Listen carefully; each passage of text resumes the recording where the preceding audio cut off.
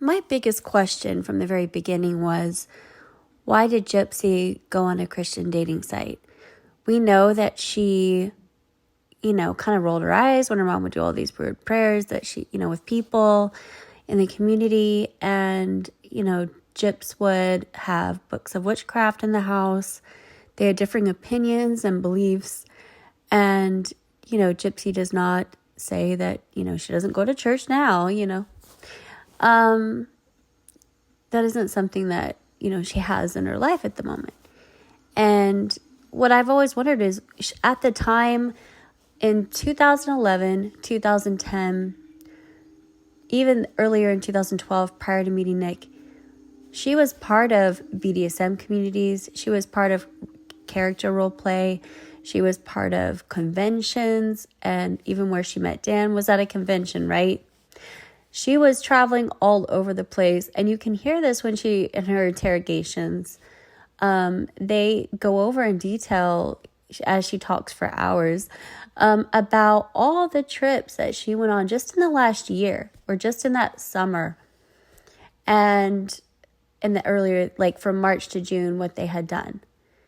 And it was like what normal people do in a lifetime, and they had done it just that year.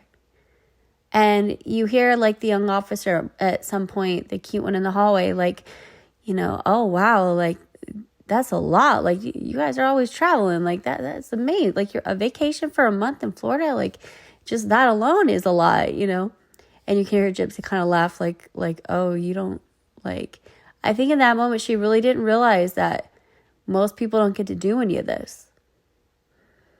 And so my first question was, she had a lot of freedom in the home. We now know that. That's why the windows were blacked out.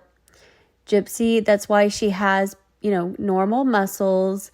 She can walk. She isn't decrepit and hasn't lost all of her muscle mass by being in a chair or a wheelchair.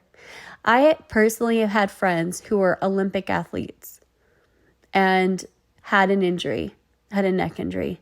And they were paralyzed partially and literally were in a wheelchair, for hours a day in a wheelchair.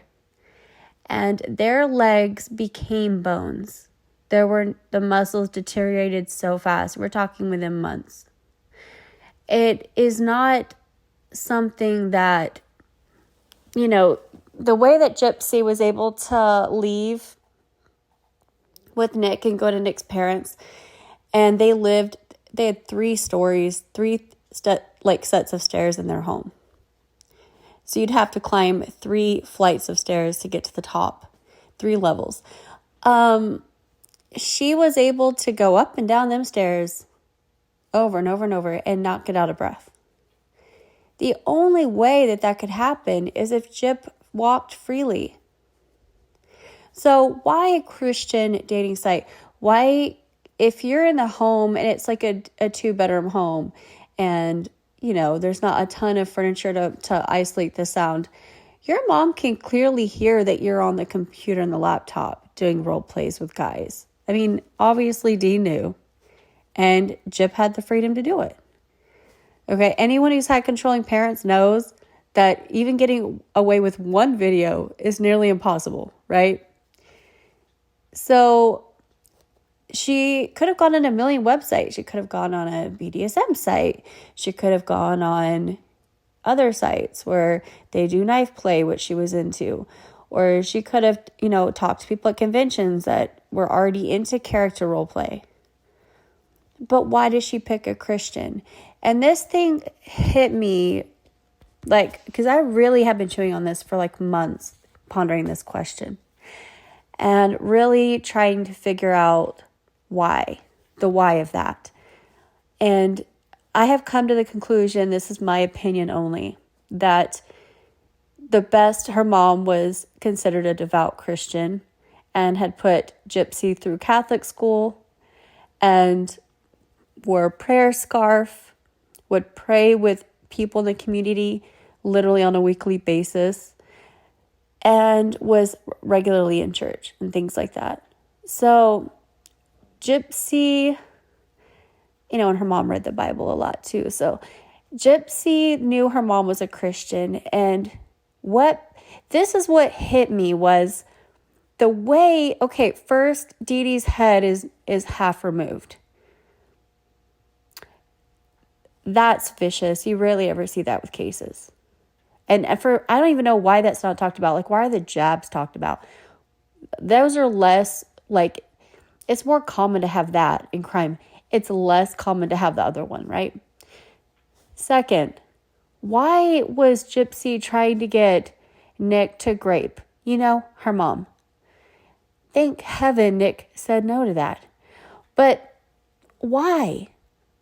It's almost like, it's almost as if she despised her mom so much that she wanted to literally, figuratively rip your head off, but literally.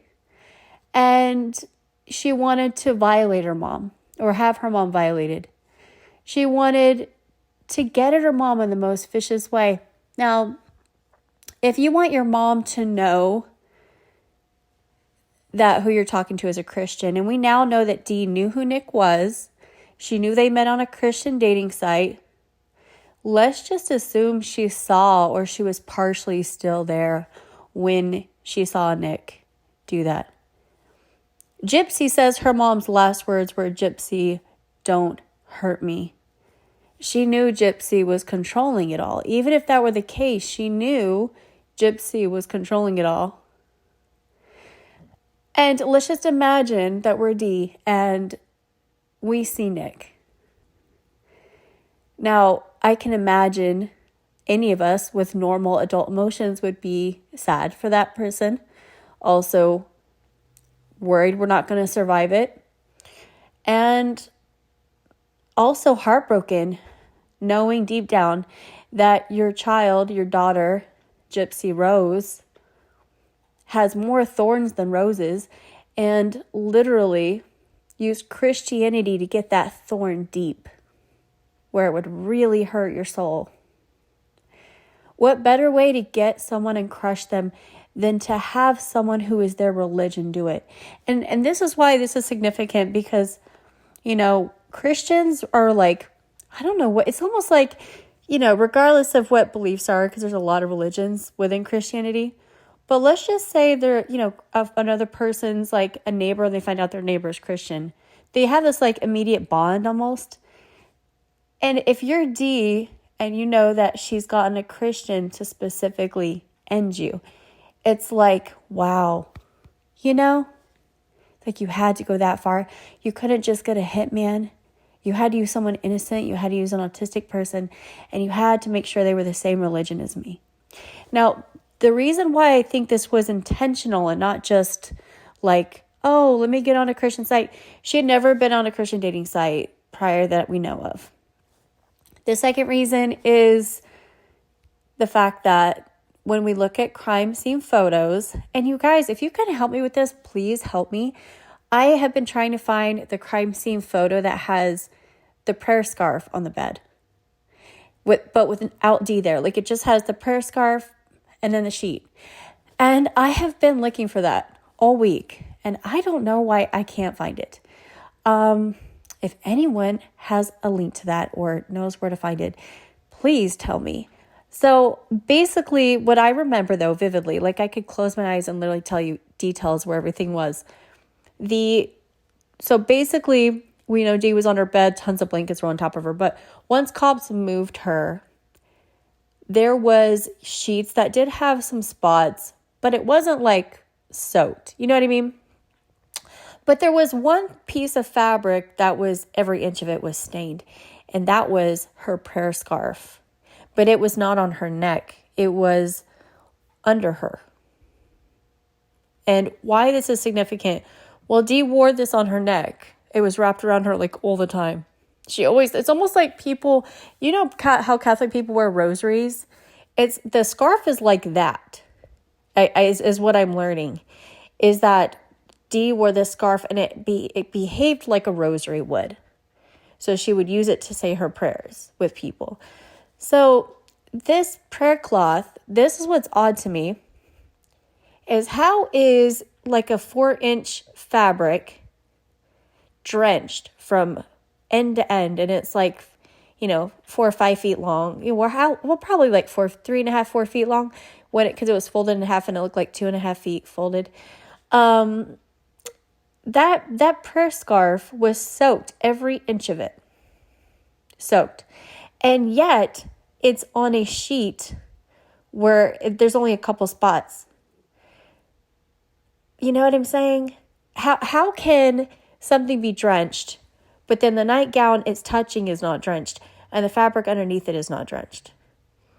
Which means it got drenched elsewhere and was put there, right? Logically. So unfortunately, we can't go back in time and properly have investigations solve the crime based on fact versus what they were told. But I understand sometimes it doesn't work that way in the system. But yeah, this is why the prayer cloth is why I think her getting on this Christian dating site and meeting Nick in 2012 was intentional. And by watching what Gypsy does after she meets Nick, we learn her behavior. So she meets Nick. She instantly mirrors how he talks, what he says, what's important to him, and even saying that he thinks he might have like a personality disorder. And so she mirrors that. And she's like, oh yeah, I have all these characters and they're all, blah, blah, blah. And then she's like, and I have a dark side. And then she's like, I think you do too. And then let's name it. She names it Victor, which I was able to show my previous video with Rose Red, the Stephen King movie, that the Nick character is on the character list right by the Victor character. And the Nick character is called Nicholas. And we know his real name is Nicholas Godejohn, right? So the odds of that are uncanny. Very, very uncanny. So this is why I do think I don't think that Gypsy ended her mom because her mom was a Christian, but I think that she just had a goal of let me make this as hurtful as possible. Does that make sense? So let me figure out what's dear to you and let me destroy that. And to me, that's what this looks like. So this is my opinion. With that, I feel that there's this behavior that she has in her relationships, which is destroying. So we're seeing that with the situation with Ryan, where she leaves him, let's back up. Before she leaves him, it's Valentine's, right? Before she leaves him, it's Valentine's, it's the eve of Valentine's, and she wakes him up before the morning is even here, in the middle of the night, and says, I'm in love with someone else. So she breaks his heart on the eve of Valentine's. Then leaves him. Again, let me destroy you as much as possible, it seems to be the goal. And then she moves on with Ken. And then because Ryan's going to look at Ken and be like, he is nothing except he might be more fit than me. So then she knows that that's what Ryan's thinking. And then so she says things like, well, the unattractiveness was an issue, whatever. And it's just like, how can I hurt you in the most way? Well, with Ryan, it's like his image. And also remember, he lost his job. So he lost his job. He had to change jobs. He worked at a Christian school too, remember? Had to change jobs because of her and dating her. And the list goes on and on. So this seems to be like a behavior. And I don't know if anyone who gets close to her, if they realize that she's slowly, intentionally doing things. And this is where narcissism comes to play. And where being a narcissist educationist is like important. Because you need to be able to look around you and know who is a narcissist and who isn't. And know who has the ability to love and who doesn't. Because let's say you're Ryan and you love Gypsy. Well, if you want a relationship with her, number one, you'd have to have a psychologist helping you to know how to have a relationship with someone who is like more like a robot. Number two, you'd have to basically be able to hug a cactus and know that they don't care and be able to accept that. And also know what they're capable of. and know that at any moment they'd have no problem destroying you, and that's just who they are. It's like you can love people like that, but you have to know you can't go into it blind.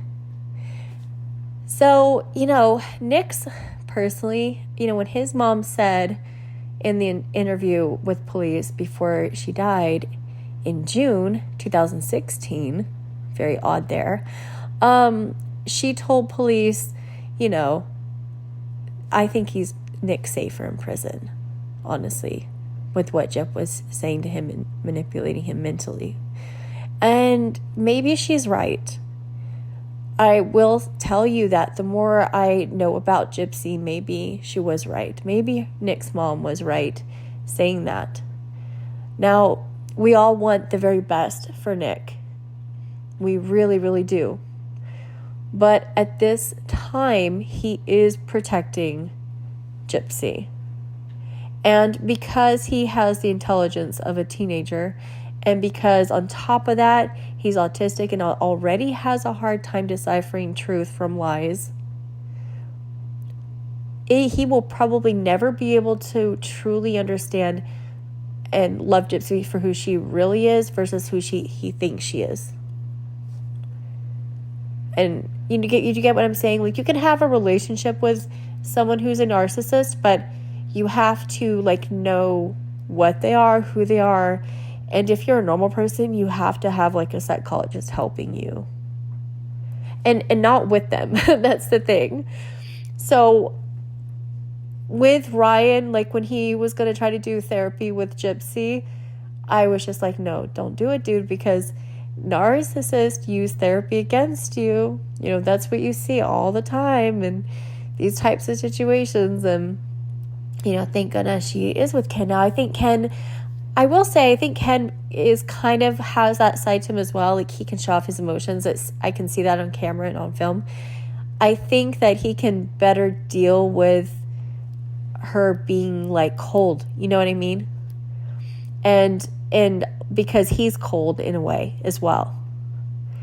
And, I've had therapists tell me, the friends of mine that work as a therapist or as a psychologist, and they often say, I've heard this from more than 4 people that I know that are psychologists. This is a thing they say. They say narcissists can only be happy with other narcissists. I've heard that so many times. So, but back to the Nick thing. I know we all care about him. But remember, he was intentionally targeted from the beginning with Gypsy. I think there's a reason why she went on the Christian site. And you guys know my theory. But I agree, and I had the same theory, and then I heard Toddy once Skip say it. I was like, yes, girl. Yes, I was doubting myself because I was like, does anyone else think this? But then she said, I was like, oh no, I definitely trust her opinion, definitely. So I really fully believe that theory that Nick was not supposed to leave that night. I really, really do. I think Toddy once Skip is 100,000% right on that.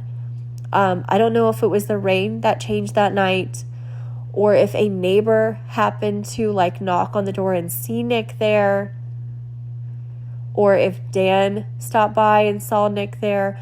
I have no idea. The next door neighbor, I have no idea. Or if a kid did, okay, we have no idea. But the question is, was Nick supposed to leave that night? I don't think he was.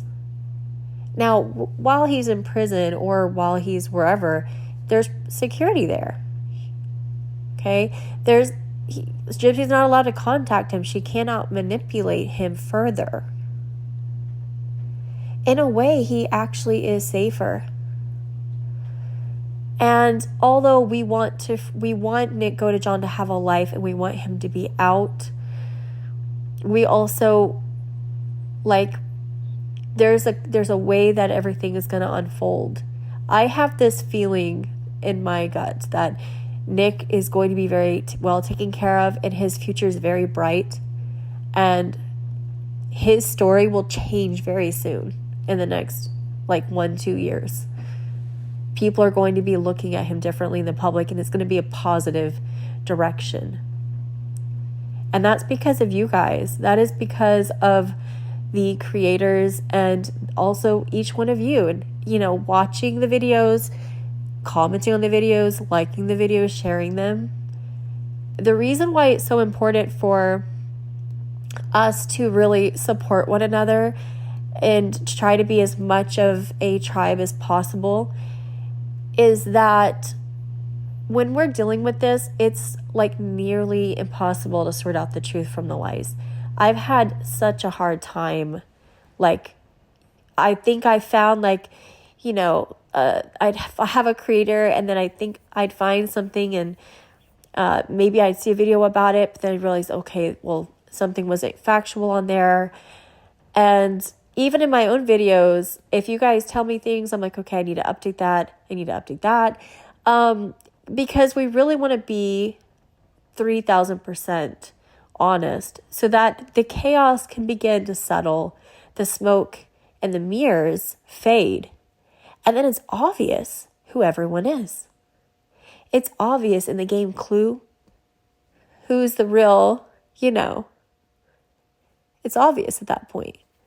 So that's where we're at. We're in the game Clue. We've narrowed down the characters, but there's a lot of smoke and mirrors. And right now we're trying to settle the smoke.